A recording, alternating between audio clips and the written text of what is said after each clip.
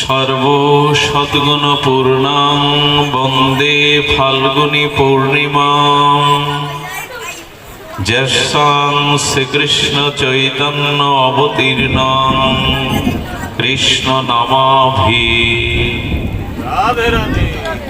কলিযুগ পাবন অবতার পরম প্রেমময় প্রেম পরতত্ত্ব সীমা রাধা মাধব মিলিত তনু পরম করুণা বরুণালয়।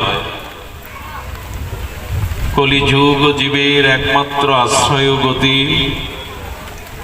শ্রী শ্রী শচীনন্দন নদিয়া বিহারী গৌর হরি পরম পাবন পতিত উদ্ধারণ পতিত তারণ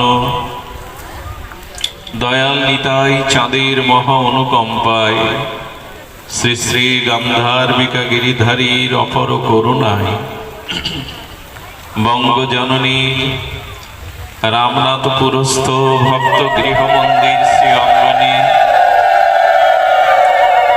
পঞ্চম দিবসীয় শ্রীমদ্ ভাগবতীয় যে ভক্তিযজ্ঞ জ্ঞানযজ্ঞ সুধা কথা যজ্ঞের আয়োজন, সেই পরম আয়োজনের আজ তৃতীয় দিবসীয় হরিকথায় আমরা সম্মুখে পেয়েছি যে পরম পাবনী তিথি, গৌড়ীয় বৈষ্ণবের বড় আদরণীয় বন্দনীয় স্মরণীয় তিথি।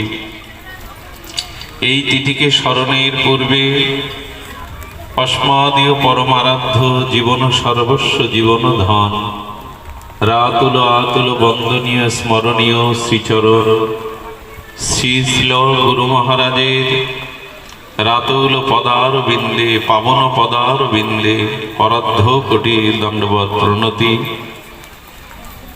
ব্যাস মঞ্চে ব্যাসপীঠে উপস্থিত মদীয় শিক্ষা গুরুপাদ পদ্ম এই ভাগবতীয় ভক্তিযজ্ঞের জ্ঞানযজ্ঞের যিনি সর্বাধ্যক্ষ অনন্ত বিভূষিত শ্রী দন্যের মূর্তি, আমাদের সকলের বন্দনীয় চরণ পূজনীয় চরণ দেবটা গোকুলানন্দ পাটবাড়ি আশ্রমের আচার্য শ্রীপাদ চরণে বুলণ্ঠিত দণ্ডবাদ প্রণতি।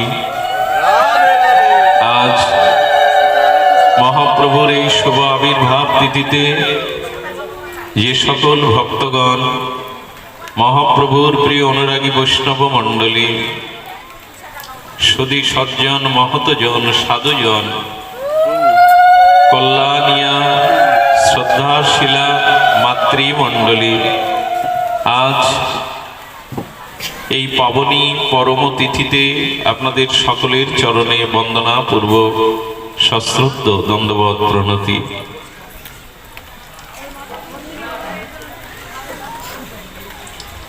সর্ব সদ্গুণপূর্ণ বন্দে ফাল্গুনী পূর্ণিমা। যদিও আকাশে মেঘের ঘন ঘটা বৃষ্টি স্নাত এই ভাগবতীয় সন্ধ্যায় বিজলি চমকিত একটি প্রতিকূল আবহাওয়া তৈরি হলেও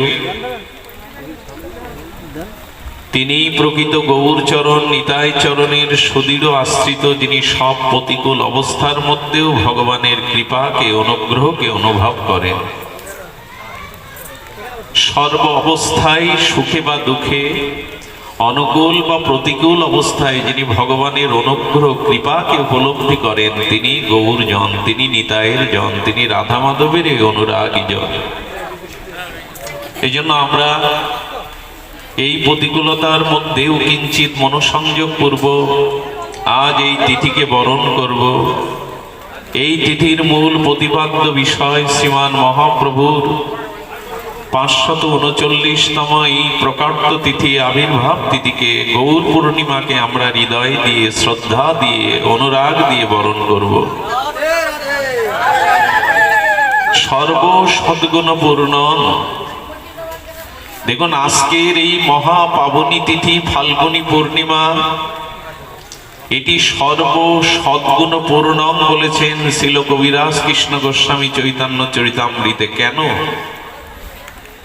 কারণ যিনি এই ভূখণ্ডে এই বিশ্ব ব্রহ্মাণ্ডের ধরার ধুলিতে নেমে আসছেন এই নেমে আসাটা একটি অসাধারণ, অচিন্তনীয় আর বেদেরও গুড়ো তাৎপর্য নিহিত এই শ্রীমান মহাপ্রভুর আবির্ভাব। ঠাকুরানী এসেছিলেন অষ্টমীতে, অখণ্ড পরতত্ত্ব ভগবান শ্রীকৃষ্ণ ব্রজেন্দ্র নন্দন এসেছিলেন অষ্টমীতে, আর ৮ পূর্ণ হয়ে পূর্ণ পূর্ণিমায় এলেন, মানে সর্ব সদ্গুণ, সর্ব কল্যাণ, সর্ব অশেষ করুণা নিয়ে মহাপ্রভু আবির্ভূত হয়েছিলেন। যেন পূর্ণিমা সর্ব সদ্গুণ পূর্ণা তাং বন্দে ফাল্গুনী পূর্ণিমা। সমস্ত গৌরজন, অনুভবী জন, ঋষি মুনিগণ সকলেই এই পূর্ণিমাকে বন্দনা করছেন। কেন? যস্যাং শ্রীকৃষ্ণ চৈতন্য অবতীর্ণ কৃষ্ণ নামাভি, শ্রী নামের সাথে কলিযুগের যুগধর্ম জীবধর্ম হরিনামের সাথে অবতীর্ণ হচ্ছেন সেই রাধা মাধব মিলিত তনু শ্রী গৌর সুন্দর। এই তিথিকে যারা বরণ করে, এই তিথিকে যারা সম্মাননা, এই তিথিতে যারা বন্দনা অর্চনা অভিষেক আদি গৌর গুণগাথাদি ভাগবত কথাদি শ্রবণে রত থাকে, এই তিথি তাকে সর্বকরুণা কৃপা দানে সমর্থ। মহাপ্রভু যেমন করুণায় অবতার, মহাপ্রভুর আবির্ভাব প্রকট তিথিও তেমনি করুণায় ভরা, সর্ব সদ্গুণে ভরা। আজ এই জন্য মেঘে ভরা দিনকে আমরা দুর্দিন কখনোই বলতে বলেনি ভাগবত। সম্মুখে ভাগবতজি স্বয়ং অবিন্দ গোবিন্দ কলেবার বলেছেন, মেঘে ভরা দিন দুর্দিন নয়, যেদিন কৃষ্ণ কথা সাধু সঙ্গবিহীন সেদিনটাই দুর্দিন, কৃষ্ণ কথাবিহীন সেদিনই দুর্দিন। তো এই জন্য প্রতিকূলতার মধ্যেও আমরা মহাপ্রভুর আবির্ভাবকে একটু স্মরণ করব। কে মহাপ্রভু? মহাপ্রভুকে গোস্বামীপাদ জানাচ্ছেন, সুরেশানা দুর্গম গতিরতি শয়ন উপনিষিদনাং মণিনাং সর্বস্বং প্রণত পটুলীনাং মধুরিমা বিনির্যাস্য প্রেম্ন নিখিল পশুপালম্বুজাম সচৈতন্য কিং মে পুনরার বিদেশাতি যাপদি পদম। কে মহাপ্রভু? কে এসেছেন? আসুন আমরা বাইরের প্রতিকূলতাকে, বাইরের এই প্রতিকূল অবস্থাতে আমাদের মনে যেন স্থান না দেই। গৌর গত প্রাণ হয়ে গৌর গণগাথায় তনুমন প্রাণ সমর্পিত হয়ে আমরা গৌর কথা শুনি। কে গৌরচন্দ্র? বললেন সুরেশানাং দুর্গম। দেখুন, সুরেশ মানে দেবগণ, সুরেশ মানে দেবেরও দেব, দেবাদিগণ, ব্রহ্মাদি শিবগণ। সেই দেবগণ আদি ব্রহ্মাদি দেবাদিগণ তাদেরই নিরাপদ আশ্রয় হলো গৌর চরণ।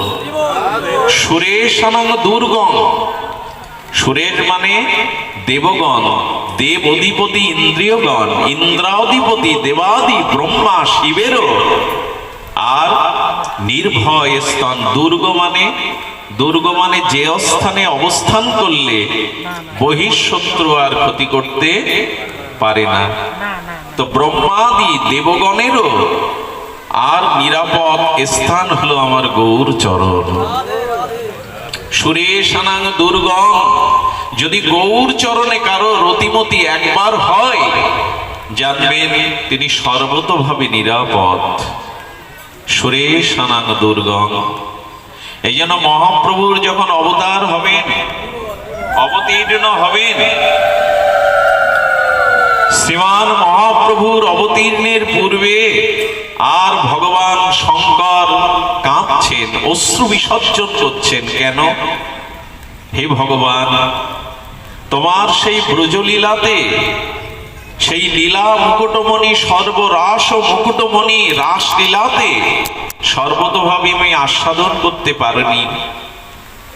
তবে তুমি দাতা শিরোমণি হয়ে সেই দাতা শিরোমণি মহাবদান্য কৃষ্ণ প্রেম প্রদানের জন্য তুমি যখন আবির্ভূত হচ্ছে প্রভু, তোমার লীলাতে আমাকে অধিকার দাও, তোমার লীলা সঙ্গী হয়ে তোমার লীলা রস যেন আস্বাদনের ভাগ্য পায়। ভগবান শঙ্কর কাঁদছেন। মহাবিষ্ণু এসে বললেন, শঙ্কর আপনি একা কেন কাঁদবেন, আমাকেও আপনার সাথে মিশিয়ে নিন। সেই মহাবিষ্ণু আর সদাশিব মিলিত হয়ে গৌর লীলাতে গৌরানা নিধি অদ্বৈত প্রকটীকৃত অদ্বৈত প্রভু, যাকে হুঙ্কার গর্জনে কম্ব কণ্ঠে হৃদয়ের প্রেম ভক্তি আরতিতে তুলসী পাতার গঙ্গা জলে চোখের জলে ভাসিয়ে আনলেন, অদ্বৈত প্রকটীকৃত আজ মহাবিষ্ণু আর সদাশিব মিলিত হয়ে গৌর লীলায় অদ্বৈত শান্তিপুর পুরন্দর হয়ে এলেন। যার অবতীর্ণের সময়ে বিষ্ণু কাঁদছেন, শিব কাঁদছেন যার লীলারস আস্বাদনের জন্য। আচ্ছা দেখুন ব্রহ্মাজি কি করছেন। মহাপ্রভুর আগমন সাধারণ ঘটনা নয়, আজকের এই তিথি সাধারণ নয়। ব্রহ্মা কাঁদছেন, প্রভু আমি দাপরে আমার যে প্রজ্ঞা, আমাকে যতটুকু তুমি জ্ঞান দিয়েছো সেই জ্ঞানের দ্বারা আমি তোমার তত্ত্ব নির্ণয় করতে পারিনি। আমি অপরাধ করেছি। পরম ব্রহ্মরূপে পুরুষোত্তম রূপে অনাদির আদি রূপে অখণ্ড পরতত্ত্ব রূপে ব্রজলীলা আমি অনুভব করতে পারিনি। তাই তোমার সখাদের তোমার গাবিবৃন্দকে চুরি করে আমি ভক্ত চরণে অপরাধ হয়েছি প্রভু, তোমার লীলাতে আমি প্রবেশ করতে পারিনি। কিন্তু শ্রীকৃষ্ণের থেকে মহাবদান্য তুমি, যে গৌর অবতীর্ণ হয়ে আসছো তুমি, তুমি মহাবদান্য মহাকরুণায় মহাপ্রেমে পূর্ণ। তাই ব্রজলীলাতে আমি অপরাধ করলেও তোমার গৌর লীলাতে কৃপা করে আমাকে নিচু কুলে যে কোনো ভাবে আমাকে একটু তোমার লীলা স্মরণের লীলা দর্শনের তোমার লীলা সাক্ষী করে আমাকে একটু ভারত ভূখণ্ডে জন্ম দাও। ব্রহ্মা প্রার্থনা করছেন, সেই ব্রহ্মা হয়ে এলেন গৌর লীলাতে নামাচার্য হরিদাস ঠাকুর হয়ে। মহাপ্রভুর অবতীর্ণতে কে কে আসছেন জগতে। দেবশিবার নারদ বললেন, প্রভু তোমার সংকীর্তন প্রেম বিতরণ লীলায় আমি তোমার সাথে যাব, কৃপা করো, চরণে নাও এইটুকু আকুতি প্রণতি তোমার লীলাইতে যেন আমি যেতে পারি। এই নারদ হয়ে এলেন শিবাস ঠাকুর হয়ে। কে আসছেন না বলুন তো। আজ গৌর লীলাতে গৌর আবির্ভাবে আপনারা যারা এসেছেন, প্রতিকূল হলেও আজ তাকিয়ে দেখুন তারা সব আসছে, সকলে নেমে আসছেন। শুধু কি তাই, আপনারা জানেন স্বয়ং রাধারানী চিন্তা করলেন,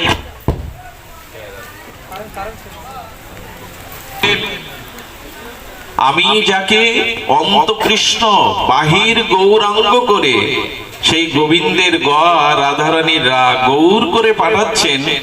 রাধারানী চিন্তা করলেন, আমার ভাবকান্তি প্রেম দশায় যখন গৌর ধুলাই লুটাবে, তার শ্রী কমল তপ্ত কাঞ্চন অঙ্গে কাকর ফুটবে, আমি সহ্য করতে পারবো না। তাই রাধারানী আবেশিক্ত হয়ে গদাধরের মধ্যে এলেন।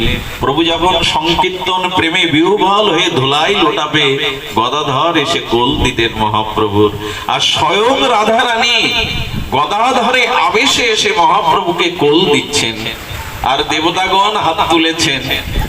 দেবগণ প্রার্থনা করে বলছেন, প্রভু তুমি যদি করুণায় অবতীর্ণ হও, তুমি যদি প্রেম অবতারে যাও, তবে দেবগণ আমরা তোমার চরণে এই আকুতি প্রণতি জানাচ্ছি।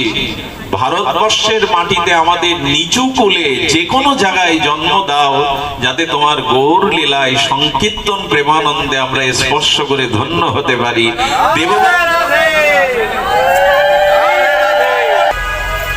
জয় রাধে, জয় গৌর সুন্দর। তো দেবগণ ভারতবর্ষের ভারত ভূখণ্ডে নিচ শ্রেণী নিচ কুলে জন্মাতে যাচ্ছেন, যাতে গৌর লীলায় আর এই কারুণ্য লীলায় প্রেম লীলায় তারা বঞ্চিত হয় না হয়। আজ ব্রহ্মা আসছেন, বিষ্ণু আসছেন, শিব আসছেন, আজ নারদ আসছেন, দেবকুল নেমে আসছেন। এই জন্য বললেন সুরেশনং দুর্গম। আজ দেবগণেরও নিরাপদ অভয় স্থল হলো গৌর চরণ।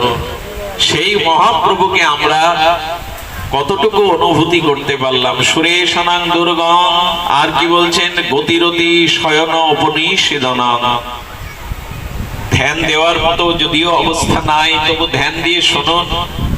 বেদ বেদান্ত শ্রুতি শাস্ত্র সমস্ত শাস্ত্রের আর প্রতিপাদ্য বিষয় হলেন এই শ্রীকৃষ্ণ চৈতন্য মহাপ্রভু। দেখুন, বেদ ভগবান মহাপ্রভুর আবির্ভাবকে আর শ্রুতি স্মৃতি প্রমাণে নেই যে গৌর সুন্দর পূর্ণ অবতারী। বেদে একথা সূক্ষ্ম ভাবে, বেদের শ্রুতি স্মৃতি উপনিষদে বলা আছে সূক্ষ্ম ভাবে। এই জন্য অনেকেই প্রশ্ন তোলেন, তোমাদের শ্রীকৃষ্ণ চৈতন্য যে অবতার, এর তো উল্লেখ নাই। 24 অবতারে বা অবতার ক্রমে তো উল্লেখ নাই, তোমরা কি করে বলছো যে শ্রীকৃষ্ণ চৈতন্য স্বয়ং অখণ্ড পরতত্ত্ব ভগবান? বলেন, বেদ শ্রুতি স্মৃতি পুরাণ উপনিষদের আর সেখানে বলেছে রসবৈষা। কেই রসবৈষা? লব্ধা নন্দী ভবতি। এই রসিক শেখর রসিকেন্দ্র মৌলি বেদের এই শ্রুতির তাৎপর্য মহাপ্রভুই। পরে সেটা গোস্বামীরা জানিয়েছেন, বেদাদি শ্রুতি শাস্ত্রের উপনিষদের প্রতিপাদ্য বিষয় হলো শ্রীকৃষ্ণ চৈতন্য। শুধু কি তাই? মুনিনাং সর্বস্বাং,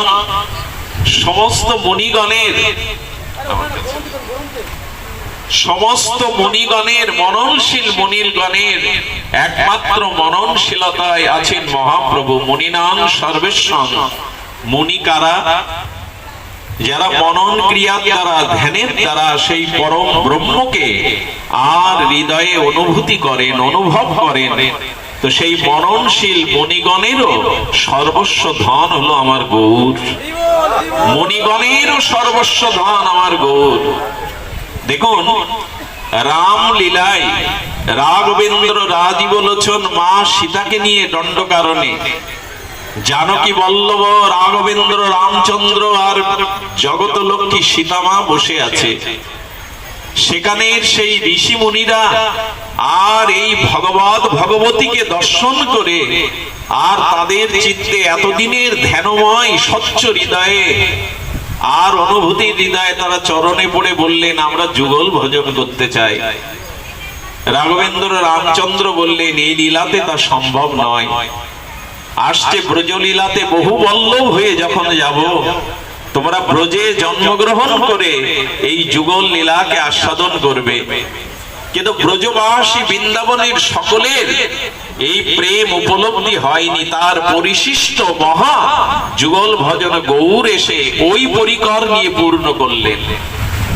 এই জন্য মুনিগণেরও সর্বস্ব ধন শ্রী গৌর চরণ। প্রণত পটলীনাং মধুরিমা। আর যারা মধুর ভজন করেন, যারা মাধুর্য ভজন করেন, সেই মাধুর্য ভজনের একমাত্র মাধুর্য মূরতি হলেন রাধা কৃষ্ণ মিলিত তনু প্রেমাবতার শ্রী গৌরাঙ্গ। অর্থাৎ ব্রজবাসীরা যে প্রেম পেয়েছিল, গোপীগণের বাইরে, ব্রজবাসীর বাইরে যে প্রেম কেহ পান নাই, আমার গৌর অবতারে আপামর সকলকে সেই ব্রজ প্রেম রাধা প্রেম দিয়েছিলেন। এই জন্য যারা মাধুর্য উপাসক, তারা আমার গৌর চরণ আশ্রয় ছাড়া অন্যখানে মাধুর্য বাসনার তাদের পরিপূরণ নাই। এই জন্য যুগল ভজন, রাধা মাধবের ভজন, এটি একমাত্র সম্ভব কেউ যদি গৌর চরণ আশ্রয় করে, কেউ যদি গৌর কৃপা করুণা কটাক্ষ পায়, তবেই তো সে যুগল ভজন পাবে। গৌর কৃপা ব্যতীত, গৌরাঙ্গ করুণা ব্যতীত কারো কোনোদিন যুগল ভজনের অতিমতি হতে পারে না। এই জন্য যদি গৌর না হইতো, যদি গৌর না হইতো আমরা যুগল পেতাম না। গোপী প্রেম আর বৃন্দাবনের সেই গোপী প্রেম, এটা কখনো আমাদের ভাগ্যে হতো না। ব্রজবধূ যা কল্পিতা, সেই ব্রজবধূ গোপীগণের যে আস্বাদ্য প্রেম, সেটা মহাপ্রভু এবার ব্রজের বাইরে সবাইকে দিতে এলেন। সচৈতন্যং কিংমে পুনর্বিদিশাইতি পদম। আচ্ছা, শুধু কি দেবগণ, শুধু কি মনুষ্যগণ, নিখিল পশুপালং বুঝাম। আহা, মহাপ্রভু ব্রহ্মা বিষ্ণু নারদ এবং দেবগণ নয়, যে প্রেম বিতরণ ইতিপূর্বে কোন ভগবত স্বরূপ কর্তৃক হয়নি। মহাপ্রভু বনের বাঘকে, পশুকেও প্রেম দিলেন, সিংহস্র বাঘকেও প্রেম দিলেন। লক্ষ্য করবেন, ব্রজ বিপিনে শ্রী গোবিন্দ লতা পাতা বৃক্ষকে প্রেম দিয়েছিলেন, এটা ভাগবত বলছে। ওই বনের হিংস্র সাপাত সংকুল ব্যাঘ্রকে, সাপকে, বনের জীবজন্তুকে গৌর ছাড়া তো কেউ প্রেম দেয়নি। মনে পড়ে আপনাদের ঝাড়িখঞ্জের পথে, ব্রজের পথে অনুরাগী হরিনাম মধুর কণ্ঠ নিতে নিতে প্রভু যাচ্ছেন, আর প্রভুর সেই হরিনামের বনপথে সে বাঘ সম্মুখে পড়েছে। হিংস্র ব্যাঘ্রের গায়ে মহাপ্রভুর পা লেগে গেছে। চরণটা লাগার সাথে সাথে মহাপ্রভু চোখ উন্মিলন করে বাঘের দিকে দুহাত প্রসারিত করে বলছে, ও হে ব্যাঘ্র, কত জন্মের অপরাধ দিতে এই শপথ সংকুল হিংস্র জন্তু হয়ে এসেছো, একবার কৃষ্ণ বলো। এমন ভগবান কোথায় আছেন যিনি বনের বাঘকেও কৃষ্ণ বলাচ্ছেন, প্রেম বলাচ্ছেন? আহা, দাতা শিরোমণি, আর এই প্রেম তিনি বনের হিংস্র ব্যাঘ্র কি করলো জানেন? দুঃখের বিষয়, মানুষ ব্যতীত প্রভু কারো হাত দেননি। পৃথিবীতে তো জীবজন্তু আছে, কারো হাত নাই। হাতটা আমাদের দিয়েছিলেন গৌর বলবার জন্য, প্রেমানন্দে হরি বলবার জন্য। আজ বনের ব্যাঘ্র মহাপ্রভুর প্রেম বিতরণে সে ওই পা দিয়ে হাত তুলে কৃষ্ণ কৃষ্ণ বলছে। বনের ব্যাঘ্র একটা নয়, 7-7টা ব্যাঘ্র এলো, অনেকগুলো হরিণ এলো। কি বলবো আপনাদের, মহাপ্রভুর প্রেম বিতরণে, প্রেম আস্বাদনে বনের সাপগুলো এসেছিল। যদি বলেন তুমি কি দেখেছো? না, সাপগুলো যে এসেছিল মহাপ্রভুর কীর্তন প্রেমে চরণ পরশে, ওখানে পাথরগুলো গলে গিয়েছিল। মহাপ্রভুর চরণটা পাথর বুকে ধারণ করেছিল। দীর্ঘ 16 ইঞ্চি পরিমাণ শ্রীমান মহাপ্রভুর চরণ আজও অঙ্কিত আছে ঝাড়িখঞ্জ জঙ্গলে। পাথর গলে গেল, সেই বিগলিত পাথরে সাপগুলো এসেছিল, তাদের অঙ্গের চিহ্ন আছে। হরিণগুলো, হিংস্র ব্যাঘের পদচিহ্ন ওখানে আছে। কীর্তন সংকীর্তন রসে মহাপ্রভু প্রেমাবেশে যখন আর পাথরের উপরে মহাপ্রভু গড়াগড়ি দিচ্ছেন, পাথরগুলো তুলো পেজার মতো জড়িয়ে গিয়েছিল। পাথর গলে গেল, গলল না শুধু আমার হৃদয়। হিংস্র ব্যাঘ্র হরিণ একসাথে চুম্বন করে কৃষ্ণ কৃষ্ণ কৃষ্ণ বলছে তাদের ভাষায়। আর চৈতন্য প্রভু মাঝখানে নিয়ে এই হিংস্র সমাজ সংকুল সবাইকে নিয়ে কীর্তন করছেন। এমন অবতার হয়েছে কি আর হবে? বনের ব্যাঘ্রকেও যিনি নাম দিলেন, হিংস্র জীব জন্তুকেও যিনি প্রেমে উন্মত্ত করালেন, আহা, সেই অবতারে আমার রতি হলো না, সেই অবতারে আমার প্রেম হলো না। কতটা দুর্দর্ভ, কতটা অপরাধী চিত্তে পাথর গলে গেল, আমার হৃদয় গলল না। এই জন্য গৌর বলতে যার হৃদয় বিগলিত হয় না, সে হৃদয় তো আমার মতো অপরাধের হৃদয়, কঠিন হৃদয়। মহাপ্রভু কি করছেন জানেন? বাঘগুলোকে আশীর্বাদ করছেন, যত জীবগণকে কৃষ্ণ ভক্তির আশীর্বাদ করছেন করে প্রভু আপন বৃন্দাবনের মধ্যে আপন মনে চলেছেন। বাঘগুলো মহাপ্রভুর পেছনে পেছনে চলছে, প্রভু আমাদের নিয়ে যাও, এই হিংস্র প্রাণীতে কত অপরাধের জন্য জন্মেছে, এবার আমাদের তোমার সাথে নাও। কৌতুকী মহাপ্রভু আশীর্বাদ করবেন, তোমাদের প্রেম হোক, তোমরা ব্রজে যেতে পারবে না, এখানেই থাকো, তোমাদের কৃষ্ণ ভক্তি হোক। বাঘগুলো চেয়ে চেয়ে দেখছে, তাদের প্রাণের ঠাকুর, প্রেমের ঠাকুর একাকী পথে চলেছেন বলভদ্রকে নিয়ে। জানে বাঘগুলোর জীবনে আর হিংসা করা হয়নি, বাঘগুলো আর কোন প্রাণীকে শিকার করে, মাংসাশী প্রাণী ব্যাঘ্র, কিন্তু প্রভুর প্রেম পাওয়ার পর আর হিংসা তাদের মধ্যে ছিল না। তারা কোনো প্রাণীকে হত্যা করে আর খায়নি। দীর্ঘ প্রায় 1 মাস বাঘগুলো নিরাহারে, আর যেদিক দিয়ে প্রভু ব্রজের পথে গিয়েছিলেন সেই পথে তাকিয়ে ব্যাঘ্র অঝরে কাঁদতো। কাঁদতে কাঁদতে গৌর স্মরণ করতে করতে চিরদিনের মতো তাদের জৈব কোষ ছেড়ে তারা মহাপ্রভুর নিত্য ধামে বিদায় নিয়ে নিল। আজ তারা নিত্য ধামে চলে গেল। ব্যাঘ্রের করুণা হলো, সর্পের করুণা হলো, হলো না শুধু আমার। 4000 বছর অপেক্ষা করতে হবে জানেন? মহাপ্রভু সব কলিতে আসেন না। আমরা আর 4000 বছর পরে হয়তো মহাপ্রভুর কৃপা হলে তিনি নেমে আসবেন। পদকর্তা বলেছেন সেই 4000 যুগ পরে যখন গৌর অবতীর্ণ হবেন শ্রীধাম নবদ্বীপে আর ধাম শিরোমণি, সেদিন আমি মানুষ হয়ে আসবো তো, আমি গৌর বলবার জন্ম পাবো তো, আমি ভারত ভূখণ্ডে জন্মাতে পারবো তো। তাই পেয়েছি যখন গৌর সুন্দরের অপার করুণা, তখন বাদ পড়বো কেন? যদি ব্যাঘ্রের হয়, হিংস্র জীবজন্তুর হয়, আমাদের কেন হবে না? এই জন্য শ্রীকৃষ্ণ চৈতন্য মহাপ্রভুর প্রেম বিতরণ লীলা বড় অদ্ভুত। এই জন্য বলেছেন সচৈতন্যং কিংমে পুনরারপি দৃশ্যাতি পদম। জয় রাধে, জয় রাধে। গৌর সুন্দরের যা ইচ্ছা তাই হোক। আমরা আমাদের পরীক্ষা নেই, গৌর সুন্দর যা কৃপা করেন তাই হোক। শুধু ভক্তজন, মহাপ্রভুর আমাদের নয়ন পথে কবে গৌর চন্দ্র আবার পাবো আমরা? আমাদের নয়ন পথে কবে আমরা গৌরকে পাবো? তাই বন্দনা করেছেন অদ্বৈত প্রকটীকৃত নরহরি পৃষ্ঠ স্বরূপ প্রিয় নিত্যানন্দ সক সনাতন গতি শিরোপরিত কেতন লক্ষ্মী প্রাণপতি গদাধর ভাবল্লাসী জগন্নাথ ভূ সাঙ্গ পাঙ্গ সপার্ষদাং সদয়তাং দেব শচীনন্দন। তিনি অদ্বৈতের দ্বারা প্রকট হলেন, তিনি নরহরির পৃষ্ঠ স্বরূপের পরম প্রিয়, তিনি নিত্যানন্দ সখ আর সনাতনের একমাত্র গতি। হ্যাঁ, রাজমন্ত্রী সনাতন গৌর অনুরাগী ষড়গোস্বামীর মহাপ্রভুর জন্য যে সর্বস্ব সমর্পণ ত্যাগ বৈরাগ্য, কেন জানেন? নিজ ভক্তি যোগ বৈরাগ্য বিদ্যা শিক্ষণ। মহাপ্রভু এসেছিলেন ভক্ত অবতার, ছন্ন অবতারে।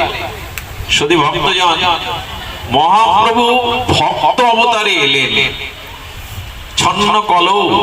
এই জন্য একমাত্র সদ্গুরুর কৃপা ব্যতীত, নিতাই গৌর চরণের চরণাশ্রিত তাদের করুণা ব্যতীত মহাপ্রভুকে সবাই বুঝতে পারে না, গৌর সুন্দরকে সবাই উপলব্ধি করতে পারে। ঘটনা মনে পড়লো, এইখানে একটা কিছু দিয়ে, এটা ঘটনা মনে পড়লো।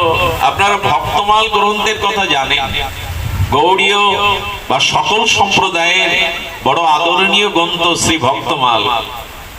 এই ভক্তমাল রচনা করেছিলেন শ্রী নাবাজি গোস্বামী। নাবাজি গোস্বামী যখন ভক্তমাল রচনা করছেন, তখন তিনি চিন্তা করছেন চৈতন্য দেব নিত্যানন্দ একজন মহাপুরুষ, একজন পরম ভক্ত, এই মনে করে উনি ধ্যানে সমাধির দ্বারা চৈতন্যের জন্য কিছু লিখবেন। তো নাবাজি গোস্বামী যখন লিখবেন ধ্যানের দ্বারা, আপনারা বিশ্বাস করবেন 3 দিন ধরে সমাধিস্থ নাবাজি ধ্যানের দ্বারা দেখছেন, যখনই গৌর মূর্তি চিন্তা করছেন তখন সামনে কৃষ্ণ এসে উপস্থিত হচ্ছে, যখনই নিত্যানন্দ প্রভুর স্মরণ করছেন তখন বলদেব এসে উপস্থিত হচ্ছে। উনি মনে করেছেন, নাবাজি মনে করেছেন মহাপ্রভু একজন মহাপুরুষ। আমরা অনেকেই তাই মনে করি যে হয়তো মহাপ্রভু কোনো মহাপুরুষ হবে, কোন কৃষ্ণ শুদ্ধ ভক্ত হবে। তো নাবাজি তার গ্রন্থে মহাপ্রভুর কিছু জীবনচরিত লিখবেন একজন ভক্ত হিসাবে, মহাপুরুষ হিসাবে। কিন্তু তিনি যতবার 3 দিন ধরে সমাধির ধ্যানে দেখছেন, যখনই কৃষ্ণ চিন্তা করছেন, যখনই গৌর চিন্তা করছেন, ওখানে কৃষ্ণ এসে উপস্থিত হচ্ছে। যখনই তিনি নিত্যানন্দের কথা ভাবছেন সমাধিতে, তখনই ওখানে বলদেব বলরাম উপস্থিত হচ্ছেন। উনি 3 দিন ধরে নির্ণয় না করতে পেরে, তবে এরা কারা, কেন কৃষ্ণ আসছে গৌর চিন্তা করলে, কেন নিত্যানন্দ স্বরূপ চিন্তা করলে বলদেব তত্ত্ব আসছে। অগ্রদাস শ্রী গুরুর চরণে গিয়ে বললেন, গুরুদেব, মহাপ্রভুর সম্পর্কে আমি ভক্তমালে কিছু লিখতে গিয়ে আমি তাকে মহাপ্রভুর ভক্ত মনে করেছি, কিন্তু এ তো দেখছি কৃষ্ণ বলরাম আসছে। অগ্রদাস গুরুদেব হেসে বললেন, তুমি জানো না নাভা, সেই ব্রজের কানাই এবার, সেই ব্রজেন্দ্র নন্দন এবার রাধা ভাবকান্তি নিয়ে গৌর হয়েছে। গৌর মহাপুরুষ না, শ্রীমান চৈতন্য মহাপ্রভু কোন মহাপুরুষ ভক্ত না, উনি ছন্ন কলিতে আর নিজের পরিচয় গোপন করেই এসেছেন। নিজের পরিচয় উনি গোপন করে এসেছেন নবদ্বীপে, তাকে তুমি চিনবে কি করে? আপনারা দেখবেন ভক্তমালের কয়েকটা পৃষ্ঠা মহাপ্রভুর পরতত্ত্বকে নির্ণয় করলেন যে নিতাই হলো বলরাম আর ব্রজেন্দ্র নন্দন কানাই হলেন মহাপ্রভু। শুধু কি তাই? শুধু তাই না। আচ্ছা, এত ভাবি কলিকালের প্রথম সন্ধ্যায় অবতীর্ণ হইল কৃষ্ণ আপনি নদিয়ায়। কৃষ্ণই তো আসছেন, তাহলে মহাপ্রভুর বৈশিষ্ট্য কি? বলো না, শব্দটার দিকে ধ্যান দিন। এত ভাবি মানে ভাবনাটা অল্প না, অনেক ভেবেছেন শ্রীকৃষ্ণ, অনেক ভেবেছেন। কি ভেবেছেন? এত ভাবি কলিকালের প্রথম সন্ধ্যায় ভগবান ভাবতে বসেছেন। আমাদের ভাবনা হতে পারে, কৃষ্ণচন্দ্র ভাববে কেন? ভাবছে কেন জানেন? ভাবছে উদ্ধব ব্রজের একটা ধুলি পাওয়ার প্রার্থনা করেছেন, ব্রহ্মা একটা ধুলি পাওয়ার প্রার্থনা করেছেন। উদ্ধব আরো বলেছেন, গুগ্ন লতা হয়ে ব্রজগোপিকারা ঠাকুরানী যখন কৃষ্ণ অনুরাগে অনুরাগিনী হয়ে ব্রজের পথে ছুটবে, তখন তাদের একটা চরণ রেণু যেন আমার এই গুগ্ন লতার উপরে পড়ে। পৃথিবীতে ভক্ত নির্ণয় করেছেন আমাদের বৃহৎ ভাগবতামৃত সনাতন পদ গোস্বামী। ভক্ত যদি বলা হয় শ্রেষ্ঠ ভক্ত প্রহ্লাদ ধ্রুব, বললেন না, শ্রেষ্ঠ ভক্ত প্রহ্লাদ ধ্রুবের থেকে বলা হয়েছে ব্রহ্মা, ব্রহ্মার থেকে ভগবান শঙ্কর, শঙ্কর থেকে পঞ্চ পাণ্ডব, পঞ্চম পাণ্ডব থেকে শ্রেষ্ঠ যাদবগণ। এর ব্যাখ্যা আছে আলাদা আলাদা। যাদবগণের এই প্রহ্লাদ এবং ধ্রুবের থেকে শ্রেষ্ঠ হনুমান, হনুমানের থেকে শ্রেষ্ঠ হলো ব্রহ্মা, ব্রহ্মার থেকে শ্রেষ্ঠ হলো ভগবান শঙ্কর, শঙ্করের থেকে শ্রেষ্ঠ বলেছেন পাণ্ডবরা, পাণ্ডবদের থেকে শ্রেষ্ঠ বলেছেন যাদবরা, আর যাদবদের মধ্যে শ্রেষ্ঠ হলো ভক্তরাজ উদ্ধব। সেই উদ্ধব পর্যন্ত ব্রজগোপিকার একটা রেণু পাওয়ার জন্য বৃন্দাবনে ঔষধি গুগ্ন লতা হয়ে জন্মাতে চেয়েছেন। কৃষ্ণচন্দ্র চিন্তা করছেন গোপীদের চরণ রেণুতে কি আছে যে ব্রহ্মা ব্রজের ধুলি হতে চাচ্ছে। আচ্ছা, কি এমন ব্রজ গোপিকাদের চরণের ধুলিতে, ব্রজের ধুলিতে মহিমা আছে যে উদ্ধব এই ধুলি হতে চাচ্ছে, গুগ্নলতা চাচ্ছে? গোবিন্দ চিন্তা করলেন, রাধা প্রেম কি রূপ আমার তো জানা হয়নি। কি বলেছেন মহাজন? না, বলেছেন রাধা প্রেম, গোপী প্রেম কেমন এটা স্বয়ং ব্রজেন্দ্র নন্দন ভগবানেরও জানা হয়নি। রাধার শ্রী রাধায় প্রণয় মহিমা কৃতিশ, গোবিন্দের মনে জাগলো রাধার মাদন মহাভাবটা কেমন, এটা আমি গোবিন্দ আমি জানতে পারিনি। আচ্ছা, স্বয়ং ভগবান জানবে না এমন কিছু আছে? বলে আছে। রাধা রানীর মাদনাত্ম মহাভাব স্বয়ং ভগবানেরও জানার সাধ্য নেই। সেই মিলনে বিরহে, বিরহে আনন্দের স্ফূর্তি মাদন মহাভাব স্বয়ং কৃষ্ণচন্দ্র জানেননি। কেন জানেন? গৌর কথা কোনো সাধারণ নয়, এই জন্য একটু তত্ত্বের দ্বারা নিরূপণ করতে হয়। সেইটি হলো যে আশ্রয় তত্ত্ব এবং বিষয় তত্ত্ব না জানলে আমরা গৌরকে, গৌরচন্দ্রকে বুঝতে পারবো না। দেখুন, আশ্রয় তত্ত্বে যে সুখ আছে বিষয়ে তা নাই। যেমন দেখুন, তৃষ্ণাটা হলো, তৃষ্ণাটা, জলটা হলো বিষয় আর তৃষ্ণাটা হলো আশ্রয়। পৃথিবীতে সবখানে জল আছে, তাতে কি হয় যদি তৃষ্ণা না থাকে? জলের মহিমা তো তৃষ্ণার কারণে, তৃষ্ণা না থাকলে জলের মহিমা থাকে কি? আচ্ছা, মা হলো আশ্রয়, সন্তান হলো বিষয়। যদি মাই না থাকে, তবে মা যদি গর্ভে ধারণ না করে তো বিষয়রূপ সন্তান পাবে কি করে? এখানে মা আশ্রয় আর সন্তান হলো বিষয়। এখানে অন্ধ হলো বিষয় আর যষ্টি, লাঠিটা হলো আশ্রয়। অন্ধ ব্যক্তিও বাজার পর্যন্ত যেতে পারে যদি হাতে একটা যষ্টি থাকে। অর্থাৎ আশ্রয় তত্ত্বে যে সুখ আছে বিষয়ে তা নাই। যেমন মাতৃত্বে কি সুখ আছে এটা কোনো পুরুষ জগতে কোনোদিন বুঝতে পারবে না। একটা দৃষ্টান্ত দেই। সন্তান বহুদিন পর বিদেশ থেকে বাড়ি এসেছে। মা বাৎসল্যময়ী সন্তানের উপাদেয় খাদ্যগুলো রান্না করে অপেক্ষা করছে, আমার হাতে আজকে পাবে ওর প্রিয় এই খাদ্যগুলো। সন্তান বন্ধু বান্ধব পেয়ে আনন্দে ভুলে গেছে, রাত 1টা বেজে গেছে, মা ঘুম আসছে না, নানা আশঙ্কা চিন্তায় আর পায়চারি করছে, ঘুমাচ্ছে না, বড় ব্যাকুল হয়ে গেছে। সন্তান যখন গৃহে ফিরে এলো, মা জড়িয়ে ধরে কেঁদে ফেলেছে। কোথায় গিয়েছিলি খোকা? মাকে এত কষ্ট দেয়, প্রতীক্ষায় আমি তোর জন্য কত ব্যাকুল হয়েছিলাম। মার চোখের জল মুছিয়ে খোকা বলছেন, মা আমি আর ছোট খোকা নেই, আমি তো অনেক বড় হয়ে গেছি মা, আমি বিশ্ববিদ্যালয়ে পড়ি। আচ্ছা, আমার ফেরার জন্য তোমার চিত্তে কি ব্যাকুলতা হচ্ছিল আমাকে একটু বলো তো। সন্তান কি বুঝতে পারবে সন্তান ফেরার জন্য মায়ের মনে কি ব্যাকুলতা বকেছিল? এটা বোঝানো যাবে? বোঝানো যাবে না। তেমন রাধা রানীর যে প্রণয়, রাধা প্রেম, এইটা কৃষ্ণ কখনো বুঝতে পারবে না, কারণ শ্রীকৃষ্ণ আশ্রয় তত্ত্বে আছে আর রাধা রানী আছেন শ্রীকৃষ্ণ বিষয় তত্ত্বে, আর রাধা রানী আছেন আশ্রয় তত্ত্ব। যতদিন বিষয় আশ্রয় তত্ত্ব না আসবে, আচ্ছা পুরুষ হাজার চেষ্টা করলে গর্ভে ধারণ করতে পারবে মাতৃত্ব? ওকে কোন জন্ম নারী হতে হবে, নারী হয়ে আর স্ত্রী ধর্ম পালনে হয়তো গর্ভে সন্তান সে ধারণ করতে পারে। পুরুষ কখনো চাইলে মা হতে পারবে না, সন্তান কখনো মায়ের অনুভূতি, অপেক্ষার অনুভূতি বুঝতে পারবে না। আমার কৃষ্ণ ভগবান বিষয় তত্ত্বের একই অবস্থা। রাধারানী কৃষ্ণ বলে কি সুখ পায়, আমার বিরহে রাধারানীর কি আনন্দ হয় আমি জানি না। আমাকে যদি রাধা ভাব আস্বাদন করতে হয়, রাধা প্রেম আস্বাদন করতে হয়, তবে আমাকে রাধা হতে হবে। কৃষ্ণ হলে, বিষয়ে থাকলে আমি উপলব্ধি করতে পারবো না। এই জন্য কৃষ্ণচন্দ্রেরও জানা নেই সে রাধায় প্রণয় মহিমা ক্রীডিস। রাধারানীর প্রণয়টা কেমন, মাদনাক্য ভাব কেমন জানা নেই। তিনি সমস্ত শাস্ত্রকে ডাকলেন, স্বয়ং ভগবান তো সব শাস্ত্র মূর্তি হয়ে এলো, ভাগবত এলো, বেদ এলো, উপনিষদ এলো, পুরাণ এলো। গোবিন্দ জিজ্ঞাসা করছেন শাস্ত্রের কাছে, তোমরা বলো আমি আশ্রয় তত্ত্ব রাধারানীর মাদন ভাব কিভাবে লাভ করতে পারবো?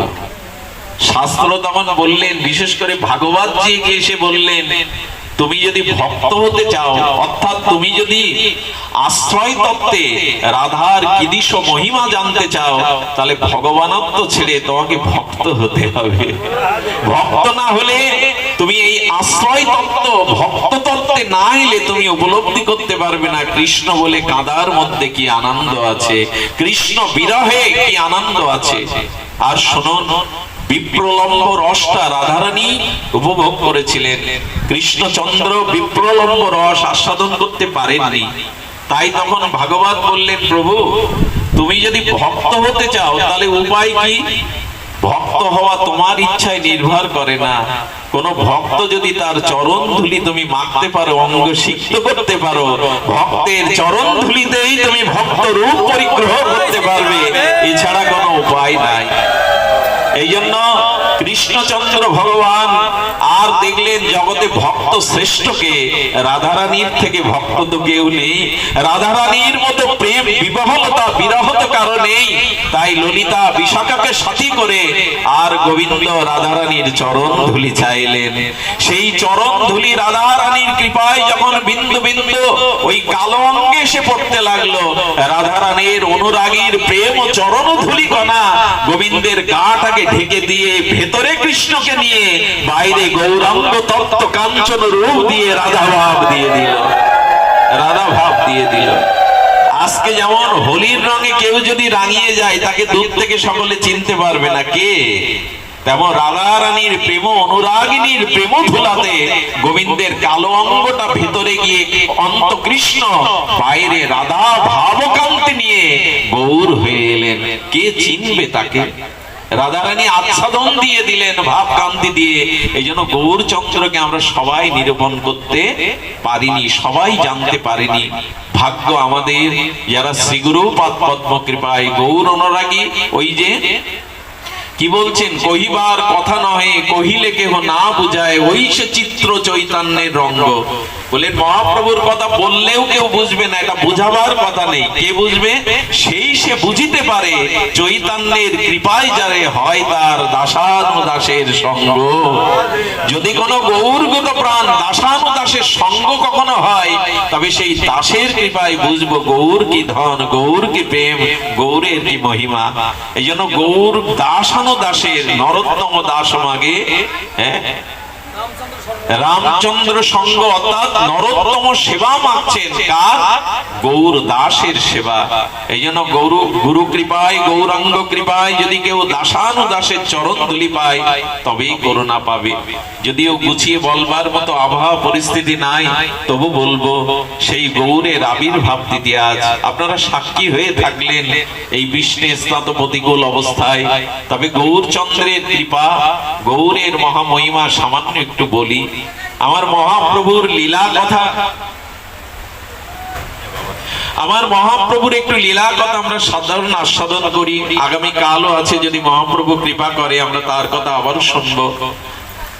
আবহাওয়া কেটে যাবে আর এই দুর্যোগও কেটে যাবে, কিন্তু যেদিন কৃষ্ণ কথা শোনা হলো না ওই দিনটা আর ফিরে পাওয়া যাবে না। আবার হয়তো প্রকৃতি স্বাভাবিক হবে, আবার রৌদ্রোজ্জ্বল চন্দ্র কিরণ পাবো, কিন্তু যে ক্ষণটা যেদিনটা কৃষ্ণ কথা শোনা হলো না সেদিনটা ফিরে পাবো না। শুধু ভক্তগণ, এই জন্য আমরা একটু গৌর লীলা সামান্য আস্বাদন করি। আমার মহাপ্রভুর করুণা দেখুন, কত বড় ত্যাগ ও বৈরাগ্য আমাদের শিক্ষা দিয়ে গেলেন। কারণ কি জানেন? এই যুগে মুখের কথা কেউ মানবে না। এই যুগে যদি নিজে ত্যাগ ও বৈরাগ্য নিজ আচরণ করে শিক্ষা না দেওয়া যায় তাহলে কেউ জাগবে না। শুনুন মহাপ্রভুর সেই বিরহ দশা। তিনি জীবের জন্য, ত্যাগ বৈরাগ্যের জন্য কতটা আত্মত্যাগ করেছেন আপনাদের মনে আছে? নিমাই পণ্ডিত, দিগ্বিজয়ী পণ্ডিত, নিমাইয়ের সামনে কোনো পণ্ডিতরা যেত না, এত তর্কবিদ ছিলেন, এত তর্ক করতেন আর পণ্ডিতদের ডেকে ডেকে পরাস্ত করতেন। সেই নিমাই মাকে বলল, প্রিয়াজিকে বলল, মা আমি গয়ায় যাব। এই লীলাটি একটু মন দিয়ে শুনতে হবে। সেই গয়া ধামের থেকে ফিরে মহাপ্রভুর যে দশা, সেটা বর্ণনার ভাষা নেই। আগের নিমাই আর নেই, আগের সেই চঞ্চলতা আর নেই। কি করে জানেন? কারোর সাথে কথা বলে না, আর গঙ্গাদাস পণ্ডিতের তোলে ছাত্রদের শিক্ষা দিতেও যায় না। ঘরের মধ্যে ডুবরে ডুবরে নিমাই কাঁদে। বিষ্ণুপ্রিয়া দেখেন মহাপ্রভু বিছানায় শয্যায় না থেকে ঘরের মেঝেতে কাঁদতে কাঁদতে মাটিগুলো নখ দিয়ে খোঁড়েন, বিড় বিড় করে কি বলে। সচিমা দেখছে আমার নিমাই খায় না, মাথায় আর সুগন্ধি তেলও দেয় না, চূড়াও করে না। নিমাই গঙ্গা দাসের পাঠশালায় ছাত্রদের পড়াতে যায় না। নিমাই, নিমাই তোর ৭-৭টা বোনকে আমি হারিয়েছি, তোর বাবা চলে গেল তোকে একা রেখে, তোর দাদা বিশ্বরূপ সন্ন্যাস নিয়ে চলে গেল, তুই আমার একমাত্র বাঁচার প্রদীপ। নিমাই তুই যদি মুখ এমন করে থাকিস, তুই যদি ভালো করে না হাসিস, তোর জন্যই তো বেঁচে আছি নিমাই। তোর এই সচিমায়ের একমাত্র প্রদীপ তুই নিমাই, কেন এমন করিস? মা, মা আমার তো কিছু ভালো লাগে না মা। কেন নিমাই, তোর কি হয়েছে বল? বলে মা আমার কিছুই ভালো লাগে না। নিমাই ডুবরে ডুবরে কাঁদে। বিষ্ণুপ্রিয়া মাঝে মাঝে ভয় পেয়ে সচিমার ঘরে চলে যান। মা প্রভু বীর বীর করে বকে, নখ দিয়ে ঘরের মেঝের মাটি খোঁড়ে, কখনো কখনো ডুবরে কেঁদে ওঠে। একদিন সচিমা চিন্তা করলেন, আজকে সবাইকে ডাকি, শ্রীবাস আছে, চন্দ্রশেখর আছে, দেখো তোমরা ওর বাবার মতো, তোমরা দেখো না আমার নিমায়ের কি হয়েছে। নিমাই আর আগের নিমাই নেই, যেন উদাস হয়ে গেছে। আর বাড়িতে নারায়ণ পূজা করে মহাপ্রভুকে বলছেন, নিমাইকে বলছেন, সচিমা নিমাই আই তো একটু প্রণাম করত, নারায়ণের কাছে বর চেয়ে নিত। মহাপ্রভু নারায়ণের সামনে গিয়ে চাইছেন, ন ধনং ন জনং সুন্দরী কবিতাং জগদীশ কামায়।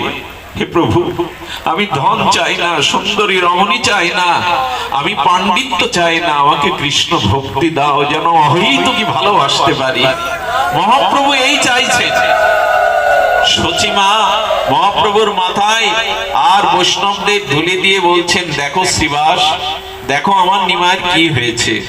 মহাপ্রভুর সামনে শ্রীবাস ঠাকুর দাঁড়িয়ে শ্রীবাসের দিকে তাকিয়ে মহাপ্রভু প্রেমাশ্রু আর ছলছল চোখে শিবাসকে বলছেন, শিবাস তুমি বলো না, মা বলছে আমার নাকি বায়ুরোগ হয়েছে, আমি নাকি উন্মাদ হয়েছি, বলো না শিবাস, সত্যিই কি আমি উন্মাদ হয়েছি, সত্যিই কি আমার বায়ুরোগ হয়েছে? শিবাস মহাপ্রভুর হাতটা কোলে করে বলছেন, হাতে করে বললেন, প্রভু তোমার যে ব্যাধি হয়েছে এটা ব্রহ্মা শিবাদিরও হয় না, যোগী ঋষি মুনিদেরও হয় না, এটা কৃষ্ণ প্রেম হয়েছে তোমার। প্রভু তুমি যদি পারো ওর কিঞ্চিত মানা প্রেম আমায় দাও। শিবাস কথা বলার সাথে সাথে মহাপ্রভু জড়িয়ে ধরে বললেন, শিবাস তুমি যদি বলতে আমার বায়ুরোগ হয়েছে আমি সুরধনী গঙ্গায় ডুবে মরতাম, শিবাস তুমি আমাকে বাঁচালে, শিবাস তুমি আমাকে বাঁচালে। তিনি মুকুন্দ আর প্রিয় ভক্তদের, গদাধর আছেন, সবাইকে একদিন ডেকেছেন মহাপ্রভু। মহাপ্রভু ওদের মধ্যে বসে শুধু কাঁদছেন আর কাঁদছেন। গদাধর বললেন, কি হয়েছে বলো, বলো তুমি, আমি তো তোমার সাথী, খেলার সাথী, আমি তোমার অন্তরের প্রিয়, আমাকে বলো কি হয়েছে, প্রিয়জনের সাথে খুলে বলতে হয় ব্যথা বলো। গদাধর, আমি গয়া থেকে আসার পথে কানাইয়ের নাটশালাকে সেই কিশোর মূর্তি মুরলীধারী শ্যাম সুন্দর বালককে দেখেছিলাম, তাকে দেখে যখন জড়িয়ে ধরতে গেলাম, সেই যে সে কোথায় লোকালো, আর তাকে দেখতে পাচ্ছি না, বলো না সে কোথায় লোকালো, সেই মুরলীধারী সুন্দর কিশোর কোথায় লোকালো, আমি আর তাকে না দেখে প্রাণে বাঁচছি না, বলো না কোথায় লোকালো। প্রভু কৃষ্ণ পাওয়ার বিরহ দেখাচ্ছেন, প্রভু কৃষ্ণের ব্যাকুলতা দেখাচ্ছেন। একজন ভক্তকে ভগবানকে পাওয়ার জন্য কতটা ব্যাকুল হতে হয়, অনুরাগ আসতে হয়।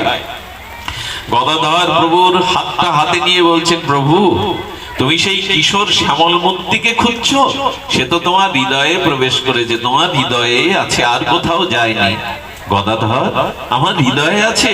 প্রভু নখাগ্র দিয়ে বুক চিত্তে লাগলেন, রক্ত ঝরাতে লাগলেন, আমার বুকে আছে, আমি দেখবো তাকে, না দেখলে যে আমি প্রাণে বাঁচবো না।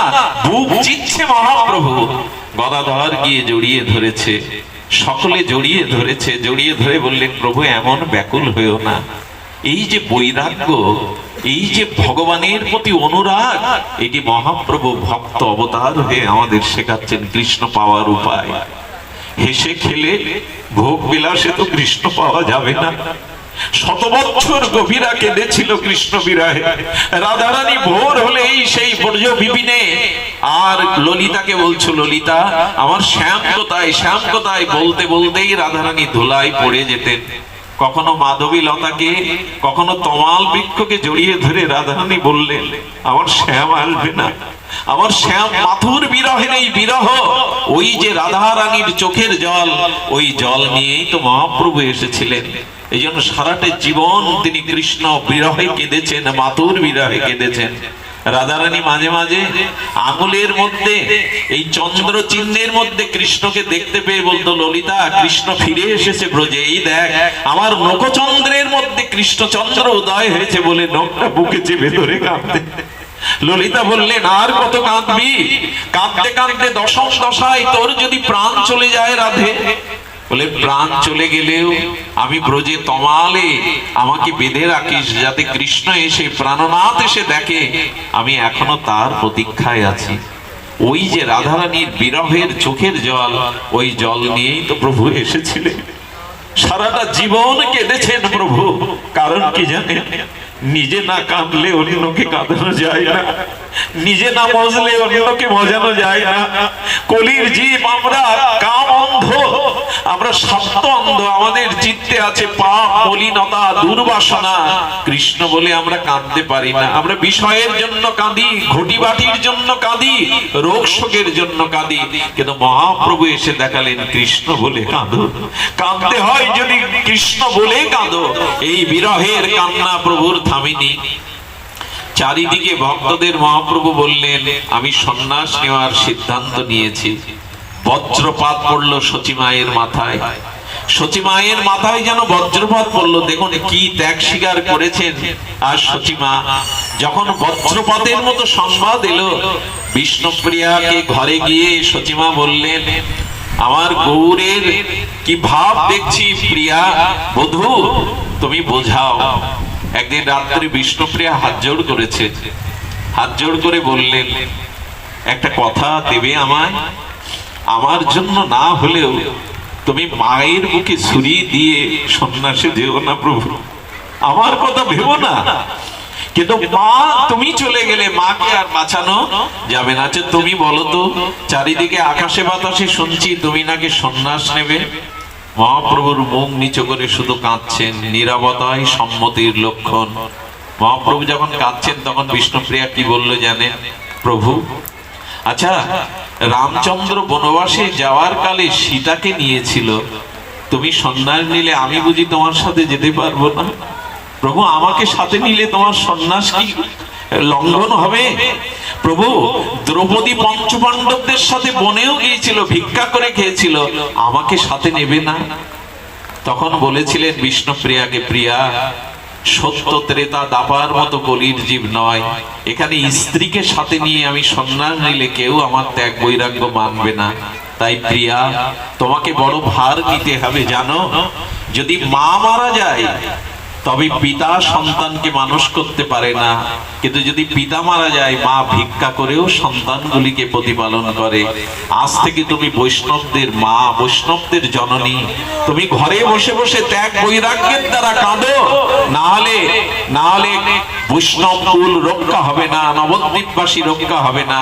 প্রিয়া, তোমাকে আমি এই ত্যাগ বৈরাগ্য দিয়ে গেলাম, আমার একার কান্নায় যদি জীবে হৃদয় দুর্বিবিত না হয়, তুমিও কাঁদো, সচিমাকে কাঁদাই, এই তিনজনের কান্না একত্রিত হয়ে যদি জীব কৃষ্ণ বলে কাঁদে, ভগবান বলে কাঁদে।